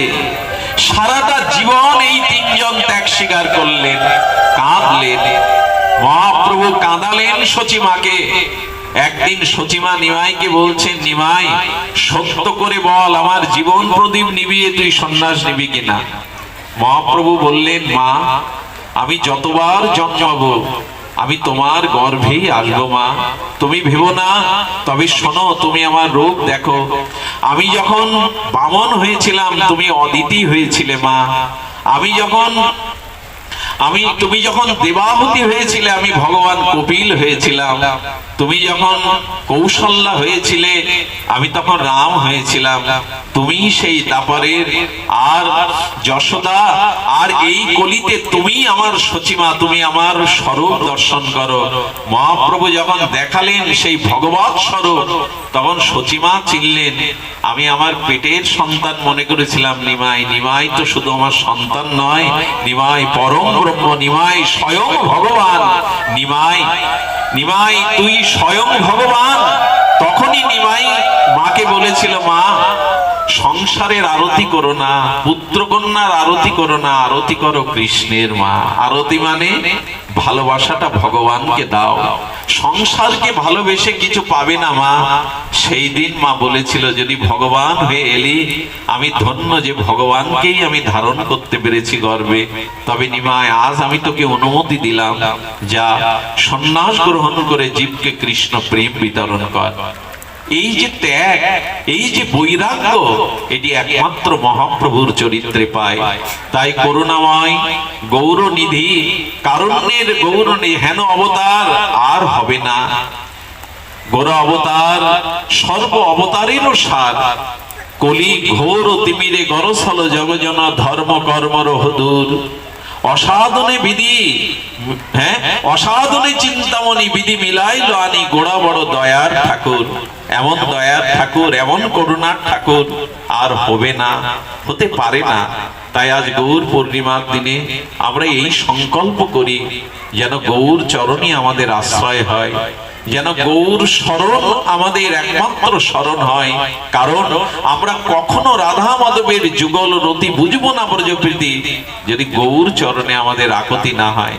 দেখুন, মহাপ্রভু বারবার বলেছেন, মহাপ্রভু চরণাশ্রয় ছাড়া আজও কেউ গৌর কৃপা পায়নি। প্রবাদানন্দ সরস্বতীর একটা শ্লোক মনে পড়লো। তিনি কি বলছেন? তিনি বলছেন যে গৌর কৃপা ব্যতীত কখনো কারো আর যুগল রতিতে, ব্রজরতিতে কখনো কারো কৃপা হয়নি। আশা যস্য পদ দ্বন্দ্বে চৈতন্য মহাপ্রভু তৎসত্রা দাসবৎ ভাতি কা কথা নিরীপ কীটকে। প্রবাদানন্দ সরস্বতী কি বলছেন? যে জন মহাপ্রভু চৈতন্য প্রাপ্তির আশা পোষণ করে তার নিকট ইন্দ্র দাসের ন্যায় প্রতিমান হয়। যারা গৌর চরণে দাস হতে ইচ্ছা করে, দেবরাজ ইন্দ্র তার দাস হতে চায়। তুমি গৌরের দাস, এই জন্য ইন্দ্র বলছে আমি তোমার দাস হব। গৌর চরণ এমনও প্রতিমান, আর অন্য ক্ষুদ্র কীটাদি কীটের আর কি কথা। যিনি গৌর চরণ আশ্রয় করেছেন, দেবরাজ ইন্দ্র তার চরণে দাস হতে প্রার্থনা করেন। যশসা শ্রীকৃষ্ণ চৈতন্য নির্মদারি কিমর্থিন চিন্তা মণিময়ং প্রাপ্য কৌমূঢ় রজতং ব্রজেত। প্রবনানন্দ সরস্বতী কি বলছেন শুনুন। বললেন, যে যাজকের চিত্তে শ্রীকৃষ্ণ চৈতন্য আশা বর্তমান, তার রাজদারি কি প্রয়োজন। যার গৌর প্রেম গৌর চরণ হৃদয়ে আছে, সে সম্রাটের দ্বারে কি করতে যাবে। যার গৌর চরণ বুকে, সে রাজাদিরাজ সম্রাটের বুকে কি করতে যাবে। চিন্তামণি হস্তগত হলে কোন মূর্খ কি লোহার জন্য ঘুরে বেড়ায়। যার হাতে পরশপত্র আছে, সে লোহার জন্য কি ঘুরে বেড়ায়, ঘুরে বেড়ায় না। যার হৃদয়ে গৌর আছে, সে আর কোনো কিছুর আশা করে না। যার চিত্তে গৌরধন আছে, সে আর অন্য কি আশা করবে। তাই বললেন, চৈতন্যকে হৃদয়ে ধারণ করো, গৌরকে হৃদয়ে ধারণ করো। এই প্রেম বিতরণে তবে আমাদের একটি কাজ করতে হবে, সেটা হলো এই গৌর প্রেম পেতে গেলে গৌর দাসের সঙ্গ করতে হবে। যার গৌর প্রেম আছে, তার গায়ের বাতাস গায়ে লাগাতে হবে, তার করুণাটা গায়ে লাগাতে হবে, না হলে হবে না। আমি এই লীলাটা না বলে পারি না। প্রায় জায়গায় আপনারা জানেন, আমাদের মহাত্মা শিশির কুমার ঘোষ, তখন তিনি মহাত্মা হননি। উনি তখন বিলেত থেকে শিক্ষায় শিক্ষিত হয়ে কলকাতায় আনন্দবাজার পত্রিকার সম্পাদনার দায়িত্বে ছিলেন। এই উচ্চ শিক্ষিত উনি বিদেশি আর কৃষ্টি কালচার জেনে দাদা বসন্ত ঘোষের কাছে লিখলেন, আমাদের এই যশোরের অমৃত বাজারে ওনার জন্মভূমি। এই যশোরের অমৃত বাজার, ভাগ্য হয়েছিল তার জন্ম ভিটেতে যাওয়ার, হরিকথা বলবার। ওইখানে দাদার কাছে চিঠি লিখছে, দাদা আমি সনাতন ধর্ম ত্যাগ করে খ্রিস্টান ধর্ম গ্রহণ করব। দাদা লিখলেন, একবার কোন গৌর সঙ্গ একবার কর, এক মুহূর্তের জন্য গৌরগত প্রাণ গৌর প্রেমিকের সঙ্গ কর। সঙ্গ করে যদি মনে হয় গৌর প্রেম তোকে আশ্রয় না করে, সনাতন ভালো না লাগে, তবে গৌর চরণ নিতাই চরণ সনাতন ছেড়ে তুই খ্রিস্টান ধর্মে দীক্ষিত হ। বলেন, কোথায় পাবো তাকে? বললেন, অমুক গ্রামে। আর তিনি একটা কুড়ে ঘরের মধ্যে থাকেন, বাইরে সমস্ত কাটার গাছ দিয়ে রেখেছেন যাতে অধমের মুখ কেউ না দেখে। ওই গৃহের দ্বারে গিয়ে তুই হা গৌরাঙ্গ হা গৌরাঙ্গ একবার বলে দেখ। আর শিশির কুমার ঘোষ তিনি কি করেছেন, ওই কাটার এপারে দাঁড়িয়ে হা গৌরাঙ্গ হা গৌরাঙ্গ হা গৌরাঙ্গ যেই বলেছে, বিষাক্ত সর্পদংশনের ন্যায় ধোলায় পড়ে লুটাচ্ছে আর বলছে, কে গো কে গো আমার গৌর নাম শোনালে, কে গো আমার প্রাণনাথের কথা শোনালে। এই বলেই সে গড়াগড়ি দিতে শুরু করেছে। গড়াগড়ি দিতে দিতে ঘরের বাইরে এসে কাটাতে ক্ষতবিক্ষত রক্তাক্ত হচ্ছে, তবু তার চোখ দিয়ে জল ঝরছে। বলছে, কাকে দেখছি আমি? গৌর বললে কারো এই দশা হয়? সে ধুলাই লুটায় কণ্টকীর্ণ রক্তাক্ত হচ্ছে, তবু দেহ বেশ নাই। আহা, এরা কিভাবে গৌরকে ভালোবেসেছে। যখন রক্তাক্ত আর সমস্ত ক্ষতবিক্ষত হয়ে গৌর গৌর বলতে বলতে এসে জড়িয়ে ধরেছে, মহাত্মা শিশির কুমার দেখলেন কে।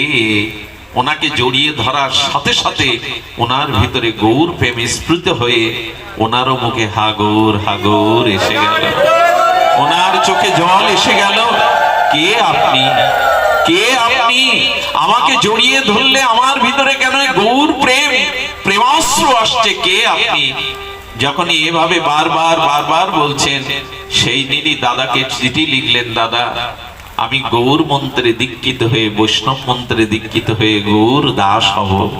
সেই শিশির কুমার ঘোষ জানেন, এমন গৌর কৃপা পেয়েছিলেন যে সাক্ষাৎ বিষ্ণুপ্রিয়া দেবী তাকে স্বপ্নেতে মহাপ্রভুর চরিত কথা লিখতে বলেন। তিনি জগতের বুকে অক্ষয় আছেন অমিয় নিমাই চরিত লিখে। এই অমিয় নিমাই চরিত মহাত্মা শিশির কুমার ঘোষের লেখা। তিনি নিজেও তার 4 ছেলেকে বাবাজি করে রাধা কুণ্ডে পাঠিয়েছিলেন, নিজেও গৌর চরণে সর্বস্ব বিকিয়ে দিয়েছিলেন। এই জন্য যতদিন কোনো গৌর দাসের সঙ্গ না হবে, যতদিন কোনো গৌর দাসের অনুকম্পা না পাবো, ততদিন আমাদের ভিতরে গৌর প্রেম জাগবে না। এই জন্য যদি হয় তার দাসানুদাসের সঙ্গ, সেই সে বুঝিতে পারে চৈতন্যের কৃপায় যারে হয় তার দাসানুদাসের সঙ্গ। এই জন্য গৌর প্রেম আর নিত্যানন্দ প্রেম, সেই ব্রজ প্রেম, সেই রাধা প্রেম একমাত্র গৌরচন্দ্র চরণ কৃপায় পেতে পারি। এই জন্য বারবার বারবার প্রার্থনা করেছেন। সেই প্রার্থনার পরটি আমরা একটু সামান্য আস্বাদন করব আমাদের ঠাকুর মশায়ের পদে। গৌরাঙ্গের 2টি পদ, যার ধন সম্পদ সেজনা ভক্তি রস সার।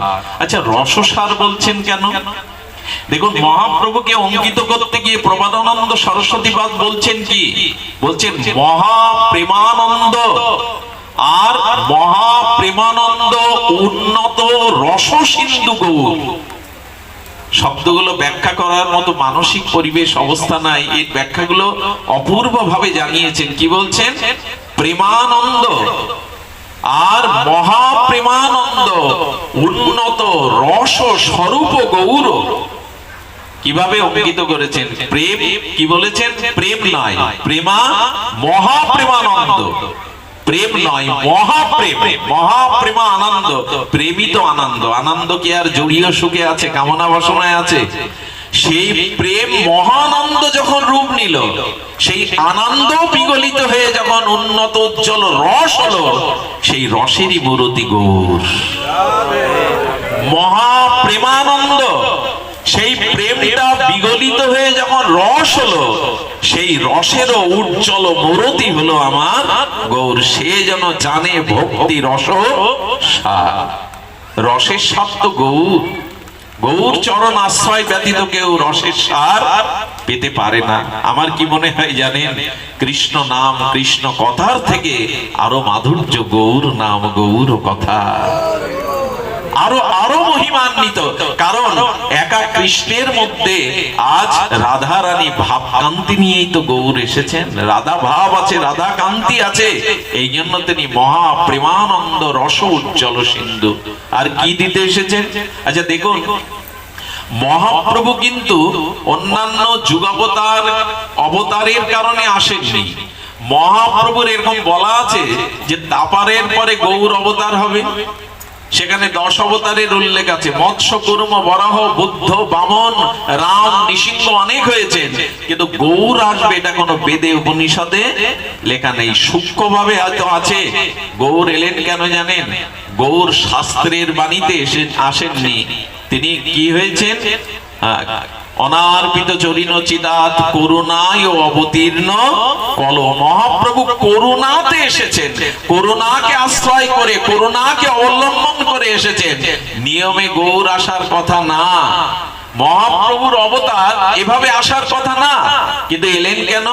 বলে এই কলির জীবকে করুণা করবার জন্য করুণাতে অবতীর্ণ হয়েছেন। করুণায় অবতীর্ণ কল। আমি কথাটি 2 বার উচ্চারণ করেছি, এই জন্য আমরা রাম, নৃসিংহ, বামনের মতো যেন গৌর অবতারকে মনে না করি। তার আসবার প্রয়োজন ছিল না, কিন্তু কেন এলেন? এলেন করুণার দ্বারা। আর এসে তিনি কি বললেন জানেন? আমা বিনা অন্য নারে ব্রজ প্রেম দিতে। এই একটা পানি, একটা পয়ারি মহাপ্রভুকে অনন্য উচ্চতায় নিয়ে গেছেন। মহাপ্রভু বললেন আমি ছাড়া ব্রজ প্রেম কেউ দিতে পারবে না। আমা বিনা অন্য নারী ব্রজ প্রেম দিতে। যুগ ধর্ম হয় অংশ হইতে। দেখো, সৃষ্টির ভার হরণ, অসুর বিনাশ, সাধুদের ত্রাণ, এটা আমার অংশ অবতারেও হতো, আমাকে স্বয়ং রাধার ভাব নিয়ে আসতে হতো না। তো প্রভু কেন এলে তুমি? বলে করুণায় অবতীর্ণ কল। করুণা কিন্তু কারো বাধা মানে আছে। যদি বন্যা হয়, তবে বন্যার জল কি মানে যে আমি নদী ছেড়ে যাব না, উপরে উঠবো না? সেই বন্যার স্রোতস্বিনী জল, দূষিত নদ নওয়া ড্রেনের জলকেও ছুটিয়ে সমুদ্রের পানে নিয়ে যায়। করুণা কখনো উঁচু নিচ বিচার করে না।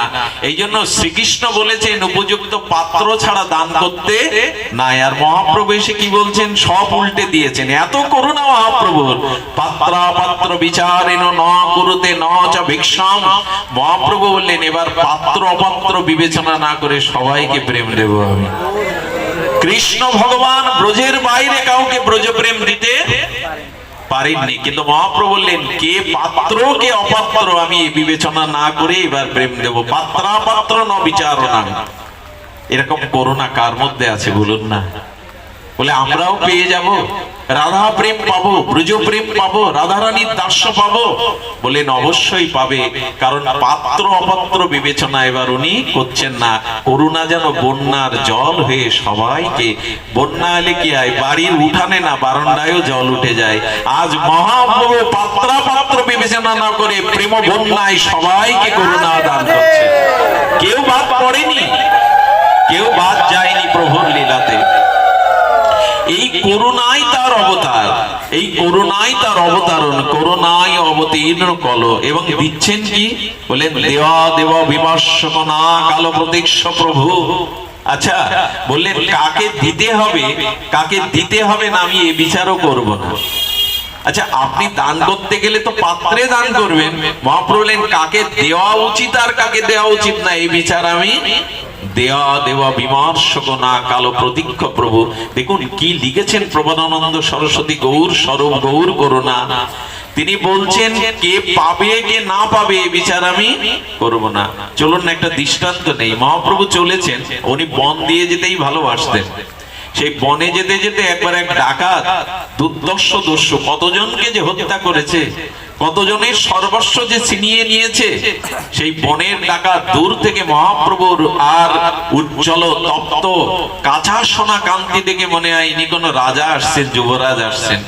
আর প্রভুর চোখের জল বুকে পড়েছে, ওটা মুক্তার মতো জল জল করছে, মনে করছে এটা মুক্তার হার। কোন রাজ যুবরাজ অধিরাজ আসছেন, তার গলে মুক্তার হার। ডাকাত কি করেছে জানেন? ডাকাত অস্ত্র নিয়ে মহাপ্রভুর সামনে গেছে লুণ্ঠন করতে। যেই মহাপ্রভুর দিকে একবার দৃষ্টি দিয়েছেন এই বনদস্যু, দৃষ্টি দেওয়ার সাথে সাথে হাত থেকে তার তলোয়ার খসে পড়েছে। মহাপ্রভুর দিকে হাত জোড় করে বললেন কে তুমি? তোমাকে দেখে কেন মনে হচ্ছে তুমি আমার খুব চেনা। দর্শনে দেখুন এখানে দেওয়া দেব একজন ডাকাত কতজনকে হত্যা করেছে, লুণ্ঠন করেছে। প্রভু তার দিকে যেই দৃষ্টি দিয়েছে হাত জোড় করে বললেন তোমাকে দেখে কেন আপন মনে হয়, কে তুমি? মহাপ্রভু আরেকটু কোল বাড়িয়ে গিয়ে বললেন আমি তো তোমার জন্য এসেছি, তুমি আমার জন্ম জন্মান্তরের চেনা। প্রভু প্রেম দিতে এসছো, কাকে যাকে তাকে দেবে? এ বনদস্যু ডাকাত অপরাধী লুণ্ঠনকারী হত্যাকারী। প্রভু বললেন কাকে দেব না দেব এ বিচার এবার আমার দেওয়া দেব বিমর্শক। আমি দিতেই এসেছি, আমি বন্যার মতো করুণার মতো বিগলিত হয়ে দিতে এসেছি, বিচার করতে আসেনি। মহাপ্রভুকে আলিঙ্গন করে বললেন তুমি আমার অনেক জন্মের চেনা গো। সেই দিন থেকে গৌর চরণে পড়ে বললেন প্রভু লুটতে হয় তো আজ থেকে তোমার চরণই লুটবো প্রভু, আর কিছু লুটবো না, চরণে স্থান দাও। মহাপ্রভু তাকে প্রেম দিলেন। যে কটা দিন বনের মধ্যে ছিলেন প্রভু আরো কীর্তন করত। প্রভু কীর্তন করতে করতে যখন ঘর্মাক্ত হয়ে ক্লান্ত হয়ে যেতেন, এই ডাকাত মহাপ্রভুর সেবক ঘর্মটা মুছিয়ে দিতেন। পদকর্তা যেন বিষ্ণুপ্রিয়ার দ্বারাই বলাচ্ছেন। বিষ্ণুপ্রিয়া দেবী বললেন ঘরে যে সেবার সুযোগ আমি পেলাম না, আজ বনের দস্যু হয়ে সেই সুযোগ তুই পেলি। যে বিষ্ণুপ্রিয়া মহাপ্রভুকে এই সেবার সুযোগ সবসময় পাননি, আজ বনের দস্যুকেও সেই সুযোগ দিচ্ছেন। আমার বলুন না দেওয়া দেব বিমর্শক। প্রভু ভুলে গেছেন কাকে দিতে হবে। তাহলে জগাই মাদাই কেউ যিনি করুণা করেন, এবে অস্ত্র না ধরিলা প্রাণে কারো না মারিলা চিত্ত শুদ্ধি করিল সবারে। এবার অস্ত্র ধরলেন না, এবার প্রেমাস্ত্র বরিশন দিয়ে সবাইকে প্রেম দিলেন, আপন করে নিলেন। সে বনের হিংস্র পশু হোক, ডাকাত হোক, জগাই মাদাই হোক। আচ্ছা এমন অবতারে যদি আমি আপনি বাদ পড়ে যাই, এটা দুর্ভাগা নয়, এটা দুর্ভাগ্য নয় যদি বাদ পড়ে যায়। এই জন্য বললেন এবে অস্ত্র না ধারিলা প্রাণে কারো না মারিলা চিত্ত শুদ্ধি করিল সবারে। সবাইকে চিত্তশুদ্ধি করছেন। চিত্তশুদ্ধি মানে প্রেম, প্রেম দিচ্ছেন হৃদয়ে। হরি বলি বাহুতুলি প্রেম দৃষ্টি চাই, করিয়া কল্মসনাশ প্রেমেতে ভাষায়। যেদিকে তাকাচ্ছেন মহাপ্রভু সেদিকে প্রেম পেয়ে যাচ্ছেন। কারণ ওই যে রাধা কান্তি, ওই যে রাধা ভাব নিয়ে যেদিকে চাইছেন সেদিকেই প্রেম হয়ে যাচ্ছেন। গৌর লীলা এই জন্য বড় বড় অভূতপূর্ব। গৌরাঙ্গের দুটি পদ, যার ধন সম্পদ, সে জানে ভক্তি রস সার। তাই গৌর চরণ যদি আশ্রয় করি আমরা রসেরও সার পাবো। রসের সার কেন পাবো? গৌরাঙ্গের মধুর লীলা, যার কর্ণে প্রবেশিলা, হৃদয় নির্মল ভেল তাই। তার হৃদয় নির্মল হবে গৌর গুণগাথা, নিতাই গুণগাথা যার কর্ণ দিয়ে হৃদয়ে যাবে সে পবিত্র হবে, পবিত্র হতেই হবে। মহাপ্রভুর লীলা যিনি শ্রবণ করেন তাকে তো পবিত্র করবেনই। শুনুন সেই ঘটনা। নবদ্বীপে অন্ধ একজন ব্যক্তি ছিলেন। তো শ্রীবাসাঙ্গিনায় কীর্তনে যাওয়ার জন্য তার বড় ব্যাকুলতা ছিল। অন্ধ তার পুত্রকে, শিশু পুত্রকে ডেকে বলছেন, মাধব মাধব আমার হাত ধরে একটু নিয়ে যেতে পারি শ্রীবাসঙ্গনে? আমার গৌর প্রেম বিতরণ করছেন, সংকীর্তন করছেন, আমি চোখে না দেখি গৌরকে, একটু কানে তো তার মধুমাখা নাম শুনতে পাবো। আর মাধব তার বাবার হাত ধরে নিয়ে যায়। 2-3 দিন যেতে যেতে একদিন এমনি ঝড় বৃষ্টির দিনে আর মাধব ভিজতে ভিজতে বাবাকে নিয়ে বাড়ি এসেছে। সেই দিন থেকে মাধবের জ্বর। 1 দিন 2 দিন 3 দিন যেতে যেতে মাধবের জ্বর সারে না। কি করলে জানো? মাধবের মা, তখন তো এখন হোমিওপ্যাথি অ্যালোপ্যাথি চিকিৎসা ছিল না, তখন কবিরাজদের চিকিৎসা ছিল। সেই কবিরাজরা ছিল নবদ্বীপে তখন সব কালী ভক্ত তান্ত্রিকরা। ওদের দুয়ারে গিয়ে বলছেন, আমার মাধব তার জ্বর যাচ্ছে না, বড় অসুস্থ, একটু ওষুধ দেবে। সেই সময় মহাপ্রভুর কীর্তনে বিশেষ করে ওই তান্ত্রিকদের একটা কোপ পড়েছিল মহাপ্রভুর। বলে, কেন? জ্বর বাঁধিয়েছে মহাপ্রভুর কীর্তন শুনতে গিয়ে, ওষুধও তোমার কীর্তনে সারবে, আমাদের কেন ওষুধ নিতে এসেছো? কোন দুয়ারে মা ওষুধ পায়নি। একদিন সন্ধ্যা নেমে আসছে, আর জীবন সন্ধ্যা নেমে আসছে মাধবের। মাধবের শ্বাস উঠেছে জানেন। মা সন্তানকে কোলে নিয়ে বললেন, আমাকে ক্ষমা কর, আমাকে ক্ষমা কর, আমি মা হয়েও তোর মুখে এক ফোঁটা ওষুধ জোগাড় করতে পারলাম না। তবে শোন মাধব, তুই যদি আমার কোল ছাড়া হোস, যার কারণে, যার কীর্তনে আমি সন্তান হারা হব, আমি তাকে অভিশাপ দেব। মাধব ওই সশুটে হাত নেড়ে বলছেন, না আমার মহাপ্রভুকে অভিশাপ দিও না, আমার মহাপ্রভুকে অভিশাপ দিও না। বললো, আমি অবশ্যই দেব। শ্বাস উঠেছে, যখন শ্বাস উঠেছে তখন ওই গৃহে রঙ্গন দিয়ে মহাপ্রভু নগর কীর্তন কীর্তন করতে করতে চলেছে।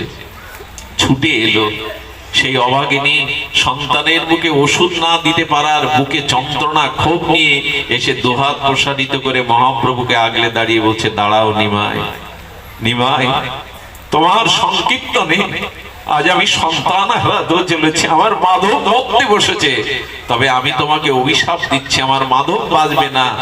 সন্তান হারা হয়ে আমি যেমন রাস্তায় রাস্তায় হাহাকার করব, তোমাকেও একদিন এই সংসারের সুখ বিসর্জন দিয়ে রাস্তায় হাহাকার করতে হবে। আমি অভিশাপ দিলাম তোমায়। মহাপ্রভু হাত জোড় করে বললেন, মা অভিশাপ না, তুই তো আমাকে আশীর্বাদই দিলি মা।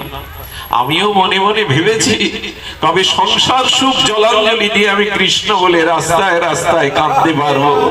এটা আমার অভিশাপ নয়, আশীর্বাদ। মহাপ্রভু চলে গেলেন, বুকে নিয়ে কাঁদছেন মা। ভগবানকে অভিশাপ দিয়ে কি মনে শান্তি পাওয়া যায়? মা কাঁদছেন। হঠাৎ একটা নবদ্বীপের রমণী আঁচলে করে কি একটা এনে বলছেন, মাধবের মা ওষুধ আমি পেয়েছি, ওষুধটা দাও, মাধবের গলে দাও। মাধবের গলে দেওয়ার সাথে সাথে মুহূর্তেই মাধবের জ্বর ছেড়ে গেল। মাধব উঠে মাকে জড়িয়ে ধরে মা বা বলে ডাকছে।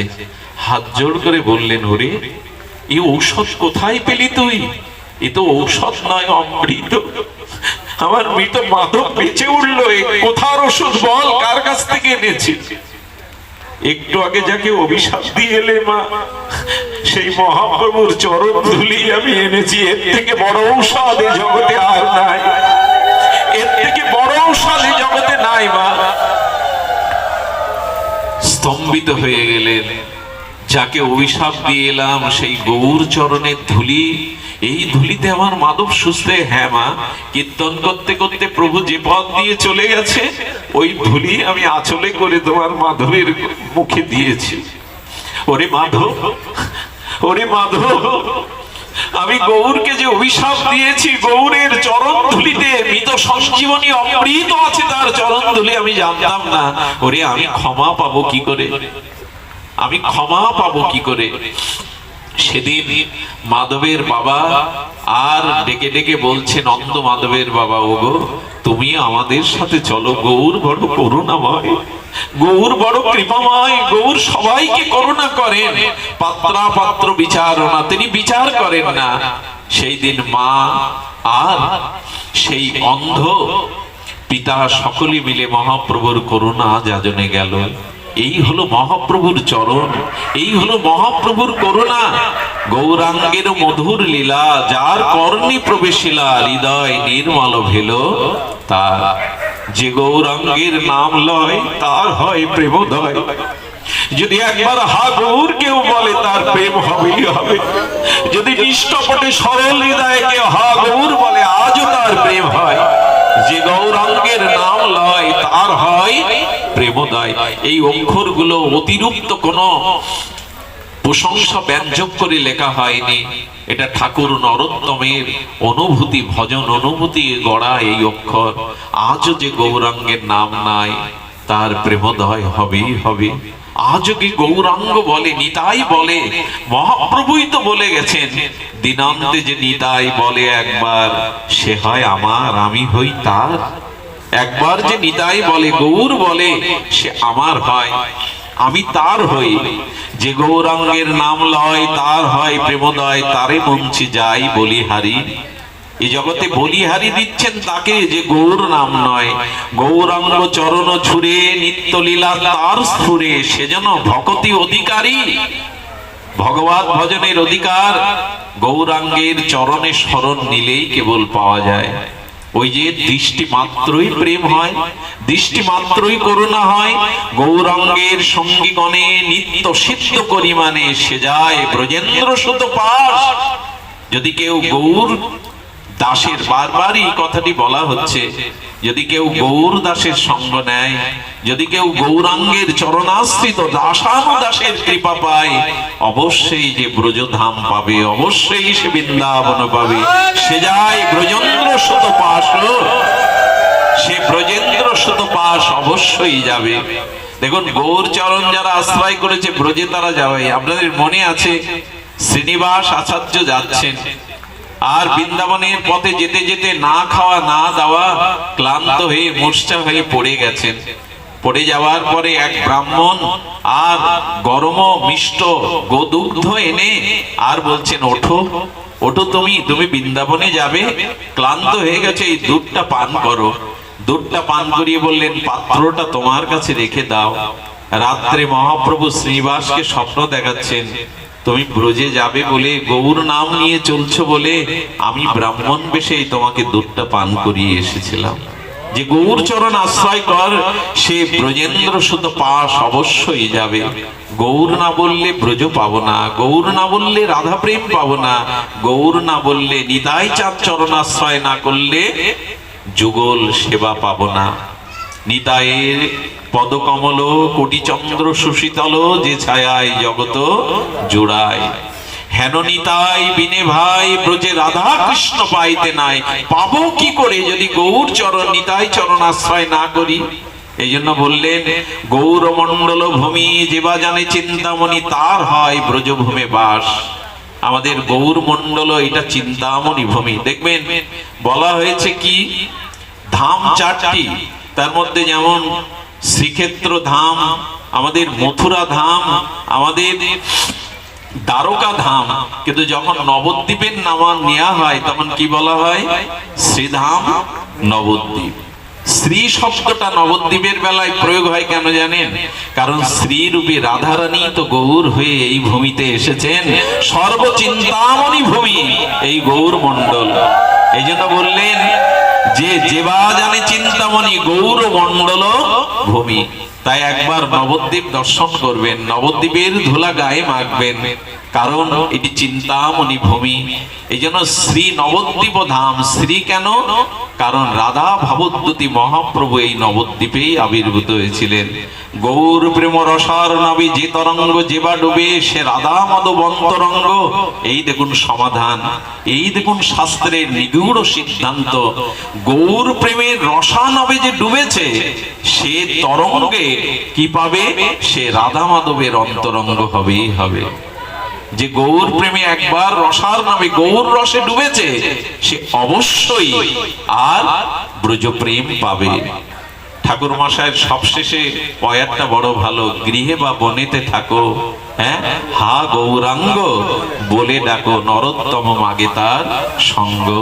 যারা গৃহে বনে যে কোনো অবস্থায় আমার গৌর স্মরণ করে, গৌর বলে, নরোত্তম বলছেন আমি তার সঙ্গ প্রার্থনা করি জন্ম জন্মান্তরে। গৃহে বা বনেতে থাকে, হা গৌরাঙ্গ বলে ডাকে, তারই তো হয়। এই জন্য আপনি করি আস্বাদনে শিখাইল জগৎ জনে প্রভু চিন্তামণির প্রভু ধ্বনি। নাহি জানে স্থানাস্থান যাকে তাকে কইল দান, মহাপ্রভু দাতা শিরোমণি। মহাবদন্নায় কৃষ্ণ প্রেম প্রদায়তে, কৃষ্ণায় কৃষ্ণ চৈতন্য নামনে গৌরতীশে নমঃ।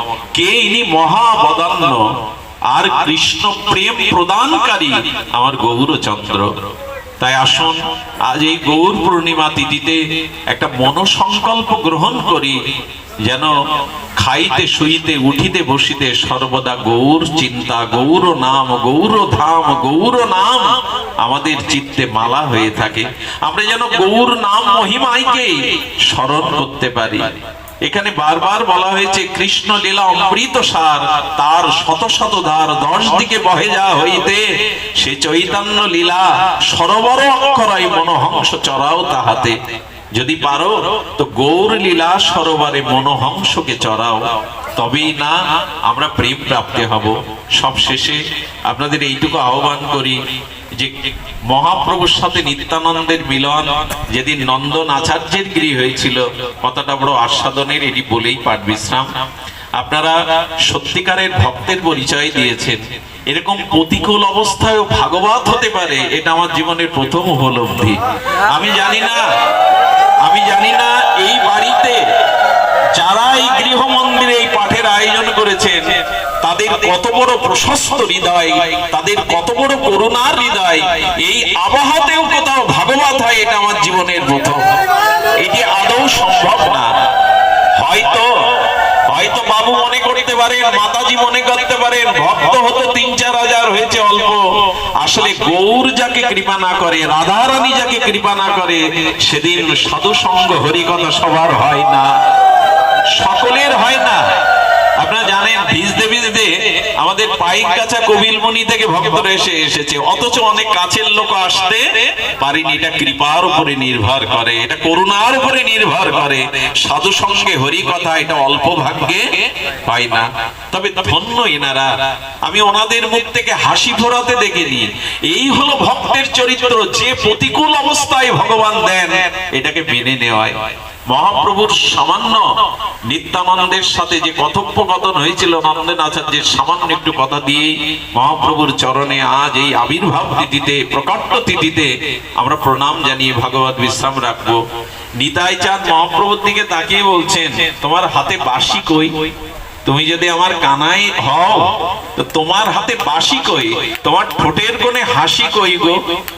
মহাপ্রভু উত্তর দিচ্ছেন, দাপারে আমার হাতে যে মুরলি আর অধরের কোণে যে হাসি, কলিতে এ অবতারে সেটি হয়েছে আমার নয়নের অশ্রু রাশি।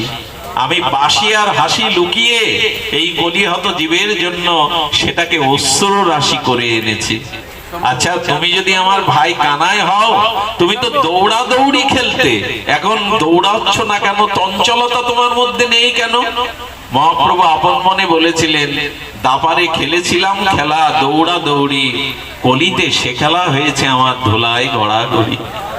এবার আর দৌড়াচ্ছেন না, কৃষ্ণ চঞ্চল নয়, তিনি এবার ধুলাই লুটাচ্ছেন। কারণ দৌড়ে তাকে পাওয়া যায় না, যদি ধুলাই কেউ লুটায় তবে তো তাকে পাওয়া যাবে, তাকে পাওয়া যাবে। আর বললেন, তুমি মুরলীর তান তুলেছিলে, তোমার সেই মুরলীর তান কোথায়? বললেন, তারপরে তুলেছিলাম মুরলীর তান, কলিতে সেটা হয়েছে আমার হরি গুণা গুণগান। আমি সেই বংশীধ্বনিকে হরি নামের মধ্যে সংযোজিত করে দিয়েছি। ওগো, তোমরা যদি আমার সেই বংশী মুরলীর ধ্বনি শুনতে যাও, তবে হরি নামকে আশ্রয় করো। হরি নামের মধ্যেই মুরলীর ধ্বনি, হরি নামের মধ্যেই আমার প্রেমধ্বনি। মহাপ্রভু যদি কৃপা করে আগামী দিন আপনারা আবার অবশ্যই এই ভাগবত ভূমিতে আসবেন। আমরা মহাপ্রভু রাধারানীর মহামহিমান্বিত আর কথা শ্রবণে আগামী দিন অতিবাহিত করার ইচ্ছা পোষণ করছি। মহাপ্রভুর কৃপা হলে আবারও আগামী দিন হরি কথা আপনাদের সকলের চরণে বিনম্র প্রণতি। আপনারা সকলেই প্রসাদ পেয়ে এখানে যে অনুকল্প প্রসাদ আদি আজকে আমাদের মহাপ্রভুর অভিষেক গুরু মহারাজ করেছেন, প্রসাদ পেয়ে চরণামৃত পেয়ে যাবেন। জয় নিতাই গৌর প্রেমানন্দে হরি বল। জয় রাধা।